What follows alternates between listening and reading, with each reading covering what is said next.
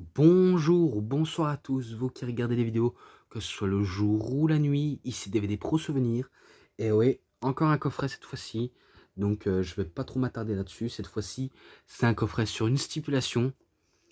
Et, euh, et en stipulation, vous allez découvrir, et que j'espère que certains ont attendu, The Ladder Match. Donc les matchs de l'échelle. Donc ça correspond tous les meilleurs matchs de l'échelle. Donc il y a les noms écrits, donc Shawn Michaels, Edge, les Hardys, Triple H, The Rock, Bret the Hitman Hart, Rob Van Dam, Eddie Guerrero, Chris Jericho et plus. Malgré tout, je n'ai pas le foro, donc dommage. Et là, beau visuel de Jeff Hardy en train de faire un sweat on bomb. Normalement, c'est sur Devon, mais ils ont retiré comme si Jeff Hardy tombait de très très haut. Et bien sûr, c'est un coffret en français. Attendez. Ouais. Donc là, on voit Edge essaie de remporter les titres à WrestleMania 17, je crois bien. Et là, Edge qui fait balancer Matt Hardy jusqu'à ce qu'il tombe près des cordes. Et là, Matt Hardy qui broye les côtes de Edge avec l'échelle de manière improvisation incroyable. Et après, il a les photos. Donc, Shelton Benjamin qui fait tomber Chris Jericho à WrestleMania 21, je crois, pour le Money in the Bank. Rob Van Dam qui remporte la mallette de Monsieur Money in the Bank à WrestleMania 22, mais qui n'est pas dans la liste. Et vous savez bien qu'il y a 3 DVD, donc j'ai pas besoin de faire des dessins, même si vous savez le design. Et là, Jeff Hardy qui reste suspendu au-dessus. Non, pas au-dessus, qui reste suspendu au crochet où il y a les ceintures. Et que Bob Oreb, il retire l'échelle pour que Edge lui fait un spire. Et en plus, j'aime bien, il y a du public comme ça. Et là, Rob Van Dam qui fait un saut chassé avec la chaise sur Bobby Lashley. La publicité pour le jeu de 2007 de Raw versus SmackDown ou SmackDown versus Raw 2007 si vous préférez. Donc oui, je me suis fait la liste moi-même par ordinateur. Et après, il y en a que j'avais supprimé, par exemple. Si vous me demandez pourquoi j'ai fait ça, c'est parce que j'avais fait des écritures sur, on va dire, le premier match que j'avais fait là. Donc du coup, je l'ai un peu dessiné. C'est pas pour style coloriage esthétiquement parlant bien fait, mais quand il y a des erreurs, ben je fais ça. Mais malheureusement, je n'ai pas de Tipex. Voilà. Donc le premier match, match de échelle pour le championnat de nord-américain du monde poids lourd à la en cash pardon en cash à la Stampede Wrestling, donc la fédération des Arts, et c'était en juillet 1979. Donc Jake Roberts, même si j'ai marqué de Snake, même si je sais bien que j'aime bien mettre le terme Snake parce que ça correspond bien à Jake Roberts, même s'il se faisait pas encore appeler The Snake, mais ça le va tellement bien, donc je l'ai fait appeler Jake The Snake Roberts, contre The Big Daddy Returns, qui est GYD, donc le John Car Dog. Voilà.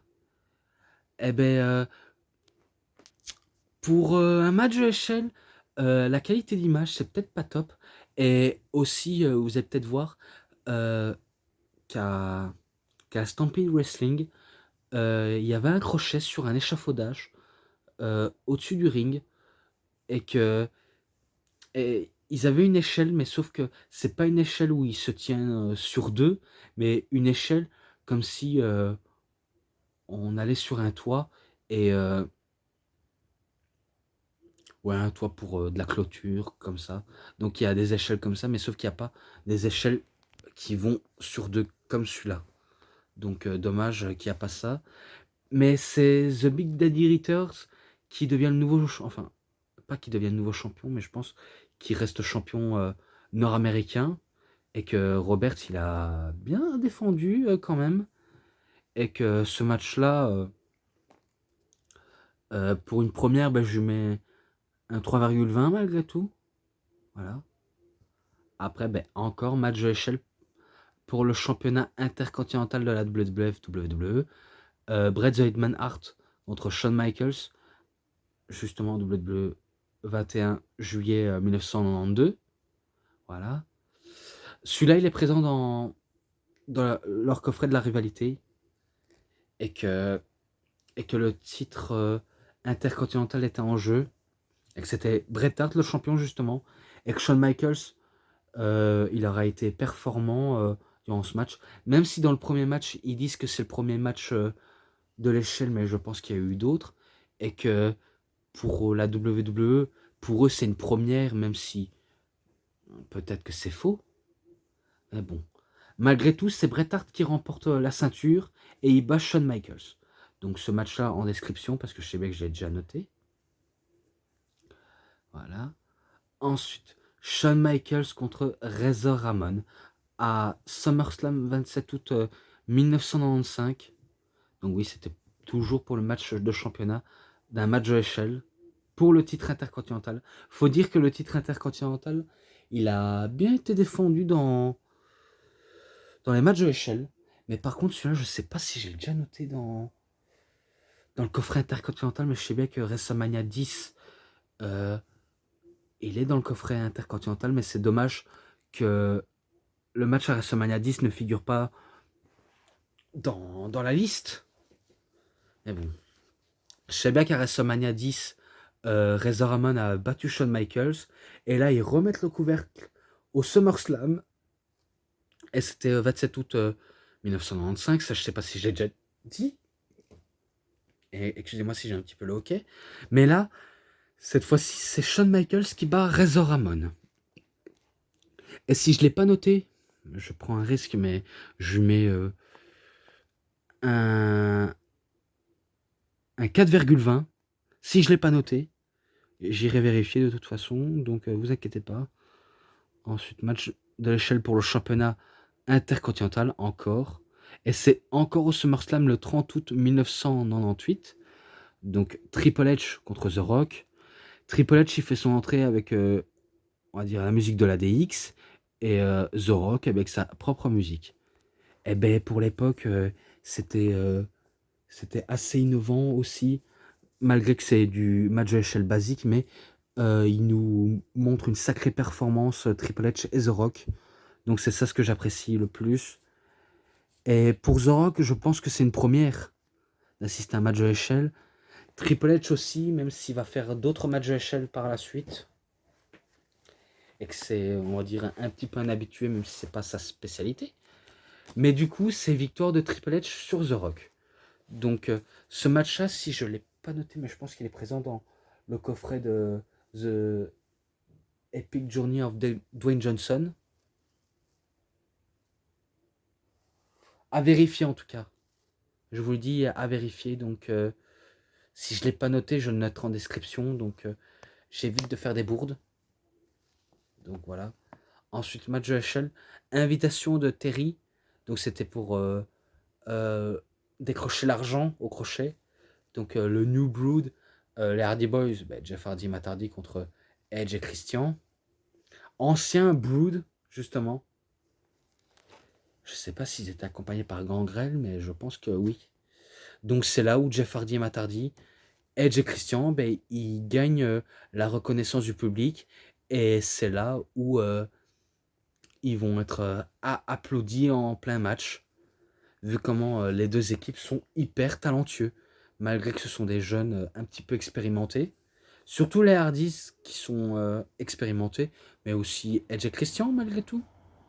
Et c'était à WWE No Mercy 17 octobre 1999. Ouais, donc c'est victoire des Hardys. Et ce match-là, en description, parce que je sais bien que je l'avais déjà noté auparavant, que ce soit pour les Hardys et pour le coffret de Edge, justement. Voilà.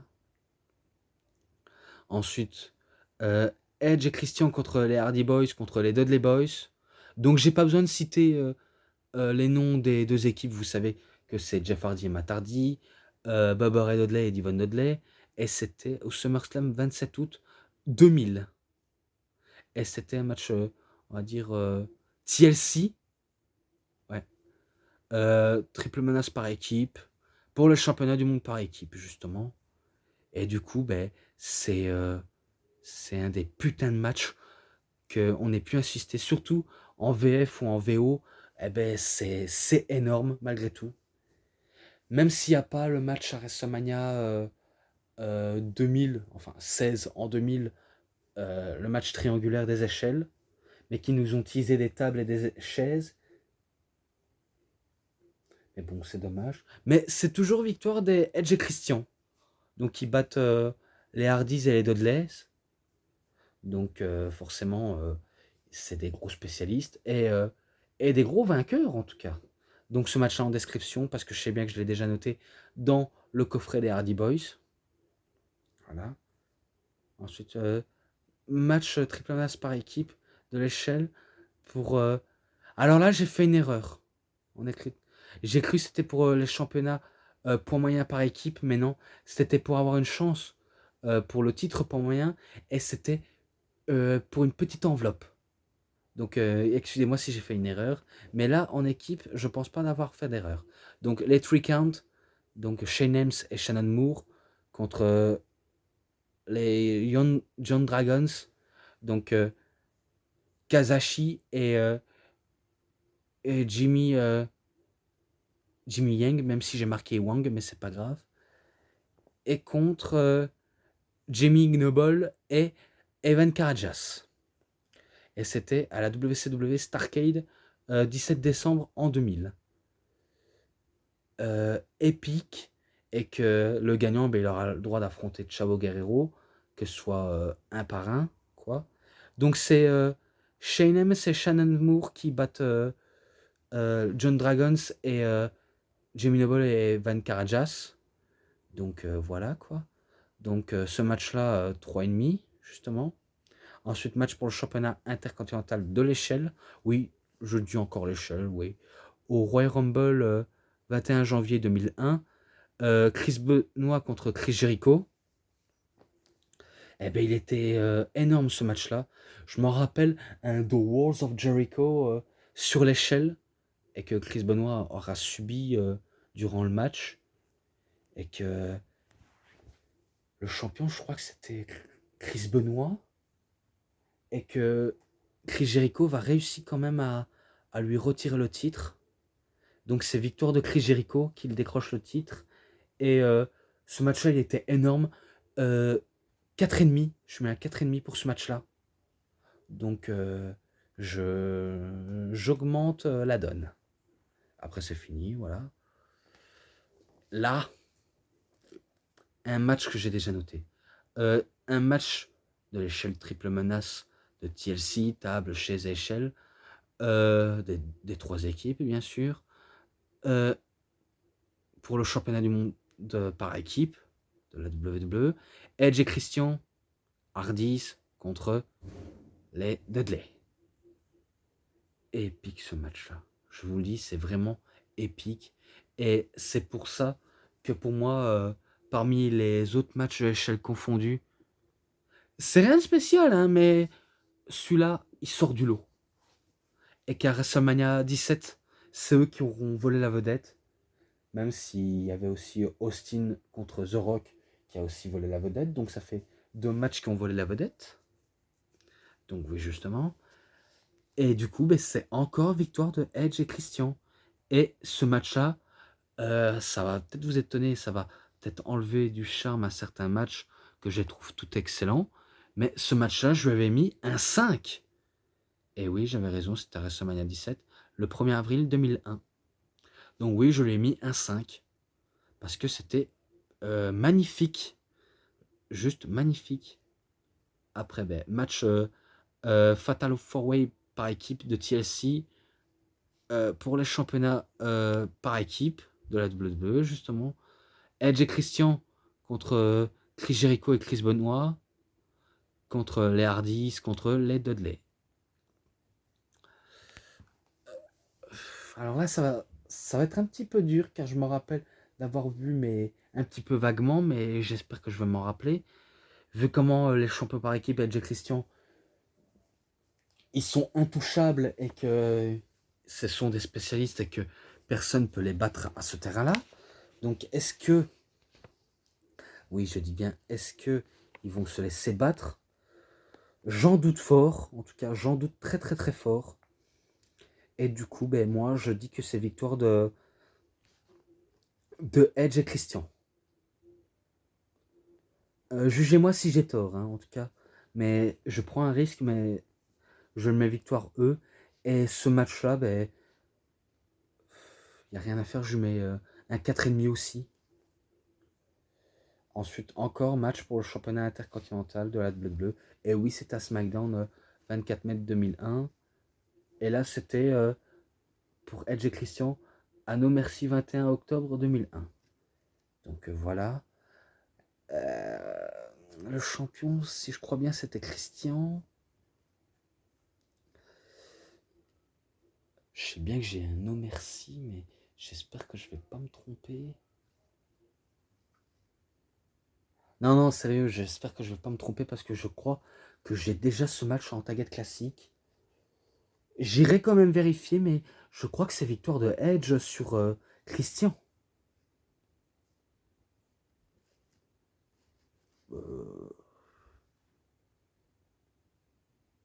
Non, je pense pas l'avoir déjà eu.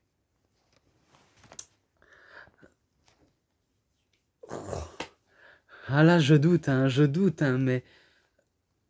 Ouais, on va dire que je l'ai eu et que c'est victoire de Edge. Et ce match-là en description, si je fais pas d'erreur. Celui-là, je l'ai dans Chatting Death Standing Life. Donc, Raw le 27 mai 2002. Eddie Guerrero contre Rob Van Dam. Alors, je crois que je m'étais trompé entre les gagnants. J'avais dit que c'était Eddie Guerrero le vainqueur, mais c'était Rob Van Dam le vainqueur. Mais bon, je dis si je n'ai pas corrigé.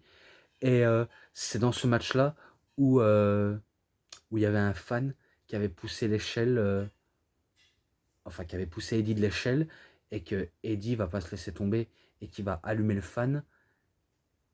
Et c'est pour ça qu'ils ont coupé, on va dire, le saignement là pour éviter. Je me rappelle, Christophe a juste dit pour éviter rendre ce débile célèbre aux yeux des caméras. Mais bon, c'est vrai que c'est stupide de la part des fans qu'ils interviennent pendant un match. Peu importe s'ils sont gentils ou méchants, mais faut pas déconner, laisser les gars faire leur boulot. Et du coup, ben, c'est Rob Van Dam qui décroche la mallette, enfin, la mallette, non, le titre intercontinental, parce qu'en plus j'avais oublié de préciser. Donc ouais, là on pourrait faire un best-of match de échelle pour le championnat intercontinental, tellement que c'est symbolique. Et du coup, ben, c'est victoire de Rob Van Dam, ce match-là en description, vu comment je l'avais déjà noté. Et celui-là aussi entre Undertaker et Jeff Hardy, c'est là où l'Undertaker, ben, il bat Jeff Hardy et qui va, on va dire, respecter Jeff Hardy à la fin de Raw. Et c'était à Raw le 1er juillet 2002. Ouais, voilà, au moins vous le saviez. Donc ce match en description. Et là, ce match, il sort du lourd. Il sort vraiment du lourd. Match Fatal 4-Way de TLC, de 4 équipes, bien sûr. Pour le championnat par équipe. Alors, je vais reprendre ma respiration. Je crois que je m'étais fait une erreur. Vous voyez la review sur Great American Bash et Insurrection 2003.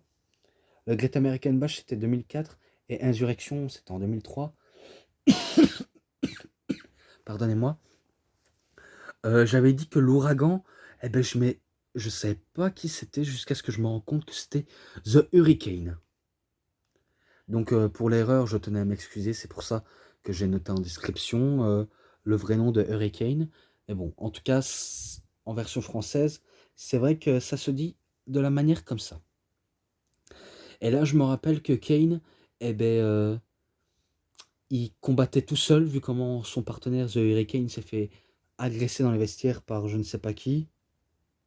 Peut-être par les Dudley ou par Jericho et Christian, vu comment c'est des habitués. Mais là, Kane, il affronte tout seul Rob Van Dam, Jeff Hardy contre les Dudley Boys, qui est Bob Barret Dudley. Mais cette fois-ci, c'est pas avec Devon, c'est avec Spike Dudley.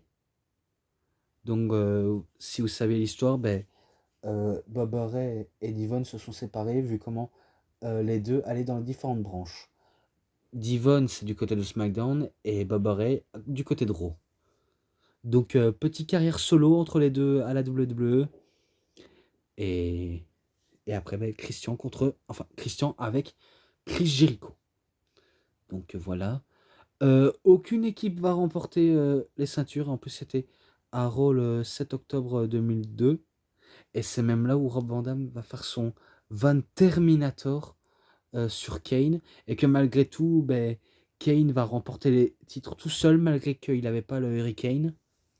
Donc c'était de dingue. Et c'est même là où Bubba Ray, ben, il a une commotion cérébrale en plein match. Suite à un bulldog de Chris Jericho sur l'échelle. Et il aura quand même continué malgré sa commotion cérébrale. Et Kane, malgré que son partenaire n'était pas là, eh bien, il a continué le match comme un boss. Donc ce match-là, épique, vraiment épique et incroyable pour un épisode d'Euro. Je lui mets un 4,5 aussi. Ouais, je sais. Ça fait 3 ou 4 fois 4,5 que je fais ça. Mais voilà, en tout cas, c'était bon. Vraiment bon. Et là, Unforgiven 2004, le 12 septembre, que j'ai récemment noté justement. Chris Jericho contre Christian. Ah là là là là. Et que le titre intercontinental était rendu vacant. Ouais, en plus, c'était pour le titre intercontinental. J'ai pas tort là-dessus. Donc, une amitié entre Christian et Chris Jericho s'est brisée. Et du coup, ben, les deux, ben, ils s'affrontent dans un match de SL. L'échelle, pas l'aisselle. Oui, c'est quand j'articule mal que je dis n'importe quoi. Et, et du coup, ben, une bataille épique. Et si je crois bien, c'est là où Chris Jericho remporte le titre intercontinental qui était rendu vacant. Parce que Edge s'était récemment brisé la jambe, je crois. Ah, il me semble que c'est ça. Ah bon, ce match-là, en description, vu comment j'avais récemment noté, et qu'il y a des matchs que j'ai récemment notés, et tous notés, ben, je ne retiens pas tout forcément, car je n'ai pas un deuxième téléphone pour retenir, donc au moins vous avez mon petite analyse que j'ai pu dire. Voilà. Maintenant, DVD 3. Match pour le championnat de la mallette, enfin, match de championnat. Match pour la mallette de Mr. Man in the Bank à WrestleMania 21, 3 avril 2005. Donc Edge contre Chris Jericho, contre Christian, contre Chris Benoit, contre Shelton Benjamin, contre Kane. Donc vous savez bien, j'ai beaucoup noté, que ce soit pour les anthologies de match à l'échelle pour la Money in the Bank, vous savez bien que c'est Edge qui a remporté la mallette. Donc forcément, vous le savez bien. Donc ce match en description. Donc oui, je sais, mais après je perds pas de temps. Hein. Après, match pour la garde de Dominique. Et là, j'ajoutais Mysterio. Donc oui, le jeune Dominique, il était déjà impliqué dans une storyline, malgré qu'il avait 12 ou 13 ans, je crois. Ou moins que ça, mais je sais bien qu'il était hyper jeune. Et maintenant, aujourd'hui, ben, il catch aux côtés de son père. Et que Rey Mysterio, ben, il affronte justement Eddie Guerrero, son meilleur ami dans la vraie vie et pire ennemi sur le ring. Donc c'est au SummerSlam 21 août 2005. Eh ben, il était énorme. Je me rappelle que c'était un des matchs qui m'a fait apprécier Rey Mysterio.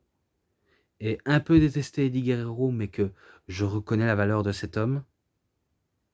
Et c'est même dans ce match-là où Dominique, il intervient. Bien sûr, il essaie de pousser l'échelle, mais il a pas de force dans les bras, comparé aux deux hommes. Du coup, ben, Eddie Guerrero, ben, il s'énerve face à Dominique et il essaie de gifler justement le jeune garçon. Mais heureusement que Rey Mysterio, il intervient au bon moment et que ça continue, ça continue. Et un coup que Eddie Guerrero avait terminé son Los Tres Amigos, eh ben, il était prêt à remporter la mallette jusqu'à ce que Vicky, elle intervient en disant ne brise pas cette famille qui est la famille Mysterio. Parce qu'en fait, si vous savez l'histoire, eh ben, Eddie Guerrero prétendait haut et fort que Dominique c'est son fils, alors que vous savez bien, il a utilisé, on va dire le côté intrigue pour voir si c'est vraiment le père, pour, on va dire, piéger Rey Mysterio pour le battre. C'était pas bête pour Eddie Guerrero, mais c'est vrai que c'est un petit peu, on va dire, exagéré, mais qu'il a bien réussi son coup. Mais après, on sait bien que le vrai fils de Dominique, enfin, Dominique, son vrai père, c'est bien Rey Mysterio. Donc justement, c'est son vrai papa, et pas Eddie Guerrero. Vu comment Eddie Guerrero, il est déjà papa de, de filles. Ouais. Donc, pour ça, je me rappelle que Vicky Guerrero retient son mari et que Rey Mysterio, il va choper la mallette et après, ben, il va prendre Dominique dans ses bras, pardon. Et c'est là où sa femme de Rey Mysterio, Angie Mysterio, vient pour prendre son fils dans ses bras et prendre également son mari dans ses bras. Et après, ben, Rey Mysterio, enfin, vu comment il n'a pas encore le temps de célébrer sa victoire, mais qu'il il doit reprendre son souffle, il voit Eddie Guerrero péter un câble par cette défaite, et du coup, ben, il dit je vais le calmer, donc je vais lui donner un sacré coup de mallette pour qu'il se calme. Donc il aura réussi, il va lui donner un sacré coup de mallette, et voilà quoi, pour qu'il se calme. Donc comme j'ai dit, c'était un match énorme entre Rey Mysterio et Eddie Guerrero, malgré une stipulation particulière. Je vous le cache pas, mais il était énorme. Donc ce match-là en description, justement. Voilà. Celui-là aussi, entre Edge et Matardi, vu comment je l'avais déjà noté dans You Think You Know Me de l'histoire de Edge, et c'était pour la mallette de Monsieur Money in the Bank, et le perdant, Kit Rowe. Et c'était à Raw le 30 octobre 2005. Donc justement, Matardi, le petit ami trompé par sa petite copine, qu'elle a trouvé un amant qui, qui a deux doigts du succès, et que, et que du coup Matardi et Edge se détestaient réellement dans la vraie vie, et que là, j'avoue, pour deux mecs qui se détestent réellement dans la vraie vie, eh ben ils nous sortent un sacré beau match de l'échelle. Mais après, je sais bien qu'ils ont réglé les comptes, ils ont pu, on va dire se pardonner, et qu'ils sont redevenus amis par la suite. Et du coup, ben, c'est Edge qui remporte sa propre mallette et qui renvoie Matardi à SmackDown, même si il est comme éjecté de Raw. Donc voilà, ce match-là en description également. Mais par contre, un match que j'ai jamais noté. Et là, c'était un match TLC pour le championnat de la WWE. À Raw le 16 janvier 2006. Edge contre Ric Flair, justement. Alors, c'est là, je sais pas si c'est la première fois où on voit Ashley Fleer, donc la fille de Ric Flair. Si vous savez qui c'est Ashley Fleer, ça tombe justement bien. Elle se fait appeler The Queen, Charlotte Flair. Non, ce n'est pas une blague. On la voit au premier rang, mais près au niveau des commentateurs, avec ses amis. Mais là, elle se fait pas appeler Charlotte, elle se fait que appeler Ashley Fleer. Et du coup, ben, elle était là pour encourager son papa. Et que Ric Flair, ben, il était chez lui à Charlotte, en Caroline du Nord. Et du coup, ben, il sait bien qu'il a une chance pour le titre mondial de la WWE. Est-ce qu'il peut devenir 17 fois champion du monde? Est-ce qu'il peut devenir pour la 17e fois? C'est la question qu'on va se poser. Donc, bataille épique et que Lita sert toujours on va dire, de femme d'honneur dans ce match pour aider son homme, vu comment elle a déjà aidé à se débarrasser de Matardi. Et c'est, je crois, là où Ric Flair va encore pisser le sang suite, on va dire, à l'attaque qu'il avait eue lors d'un épisode de Raw, lors de Sex Célébration entre Edge et Lita. Donc c'est là où Ric Flair va pisser le sang et que c'est là où la future Charlotte Flair dit Papa, lève-toi. Mais après, malgré la douleur, il va se lever, mais dans un état pitoyable. Et que il y aura des crashs sous les tables, des chaises bien sûr, et des échelles.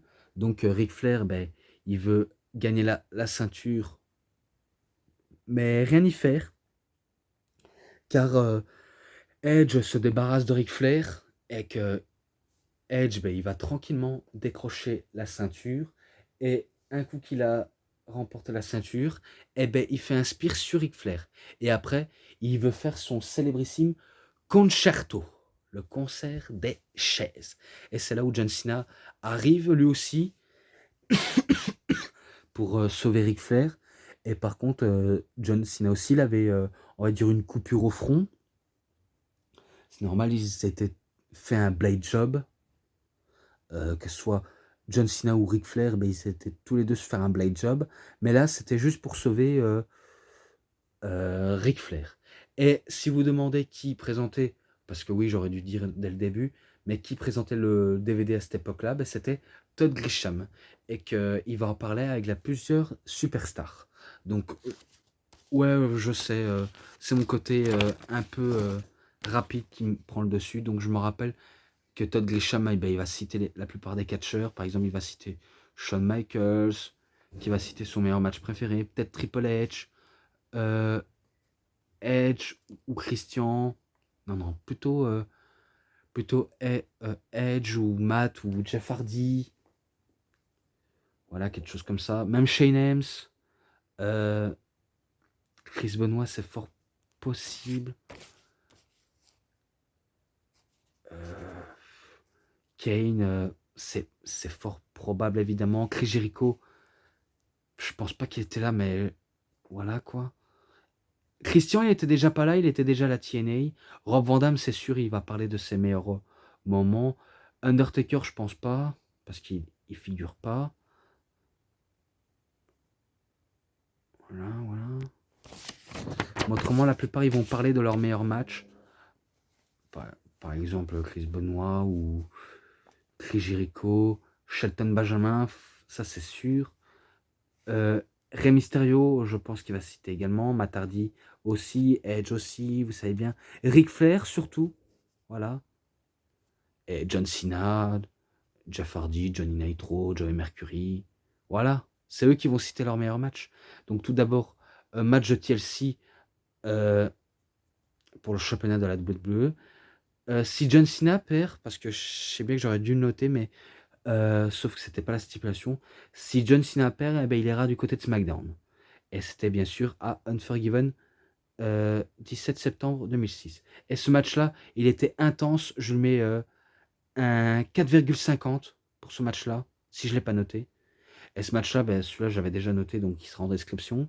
Donc vous savez bien, John Cena va dans le pays de Edge, donc au Canada, dans la ville, dans son pays, et il va battre Edge tout en lui euh, prendre le titre de la WWE, et que John Cena voulait se venger de l'attaque de son père, de John Cena, Parce qu'en fait, Edge avait frappé en donnant une grosse gifle au visage du papa de John Cena, donc John Cena senior, vu comment John Cena c'est junior, lui. Donc c'est pour ça que il se venge et qu'il remporte le titre. Et que justement son père était présent au premier rang. Donc voilà, c'est victoire de John Cena en description. Ce match-là, je pense pas déjà l'avoir noté entre Jeff Hardy et Johnny Nitro. Et là, c'était à Raw le 20 novembre 2006. Un bon match aussi de l'échelle. Beaucoup d'improvisation et de psychologie dans ce match. Honnêtement, Jeff Hardy, c'est un dieu concernant les échelles. Et Nitro, c'est pas trop sa spécialité, mais il commence à être un petit habitué. Donc, mais malgré tout, c'est victoire de Jeff Hardy. Donc, il remporte la ceinture intercontinentale. Oui, c'est encore la ceinture intercontinentale. Et, ce match-là, ben, je mets un 4,20. Voilà. Après le dernier, mais vraiment le plus sanglant. Donc, un match Fatal 4-Way par équipe pour le championnat, par équipe justement. Donc, Paul London et Brian Kendrick contre les Hardy Boys, contre les M&M, contre William Regal et Dave Taylor à Armageddon 17 décembre 2006. Et après, c'est terminé pour le DVD 3. C'est là où Joey Mercury, eh ben, il se fait défigurer par une échelle. Donc si vous voyez, Matt Hardy, ben, il prend la tête de Johnny Nitro, qui est John Morrison, et la tête de Joey Mercury. Donc ils font un double coup de boule. Et c'est là où Jeff Hardy, ben, il s'élance et du genre, ben, ça fait un catapulte. Et, si vous regardez bien au ralenti, c'est Joey Mercury qui va se prendre, on va dire, du côté gauche, et ben, le pied de l'échelle dans la gueule, vraiment dans le nez. Et là, je vous le cache pas, c'est du vrai sang. Hein, donc, il a été réellement défiguré suite à ce coup d'échelle monstrueux. Il n'y a que Johnny Nitro qui a eu de la chance de ne pas être défiguré. Et du coup, ben, il sera, on va dire, pas présent à combattre Joey Mercury. Donc c'est Johnny Nitro qui va tout faire. Mais après, il va perdre. Hein. Et que c'est là où William Regal et Dave Taylor, eh ben, ce ne sont pas des spécialistes des matchs de l'échelle.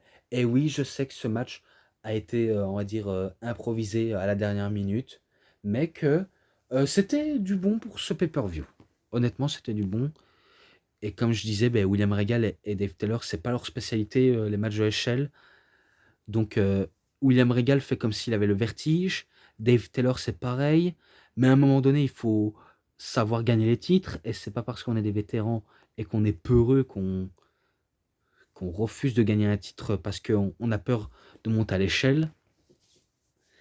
Voilà, c'est les risques du métier. Et du coup, ben, Paul London remporte, enfin, il décroche les mallettes tout seul parce que vu comment Brian Kendrick, ben, il s'était occupé de William Regal avec son fil à couper le beurre. Ouais, on va dire ça comme ça. Et du coup, ben, il remporte pour son équipe. Donc, victoire Paul London et Brian Kendrick. Ce match-là, eh ben, celui-là, il sort du lourd. Hein. Vraiment, il sort vraiment, vraiment du lourd. Les catcheurs ont su se démarquer, sauf les deux là, qui ont servi à pas grand-chose, si ce n'est que le côté un peu humoristique. Je vous le cache pas. Mais ce match-là, je mets un 4,50. Voilà, pour une note assez positive. Donc voilà, j'ai terminé avec cette review sur ladder match. Je sais que il y a le deuxième ladder match, mais que je ne l'ai pas encore.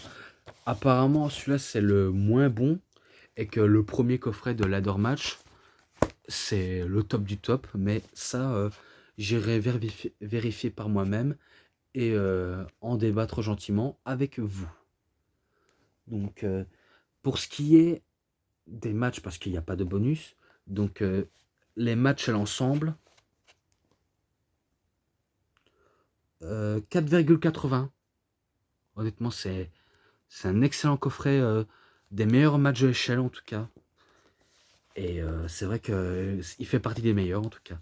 Donc moi j'en ai fini avec cette review et j'espère que vous avez bien aimé. En tout cas, si cette review vous a plu, vous savez ce qu'il vous reste à faire. Likez la vidéo, commentez, partagez, abonnez-vous à ma chaîne, cliquez sur la petite cloche pour avoir plus de notifications des prochaines vidéos. Et moi je vous dis bonne journée, bonne soirée à tous. Au revoir tout le monde pour une prochaine vidéo. A plus Stéphane de Catch.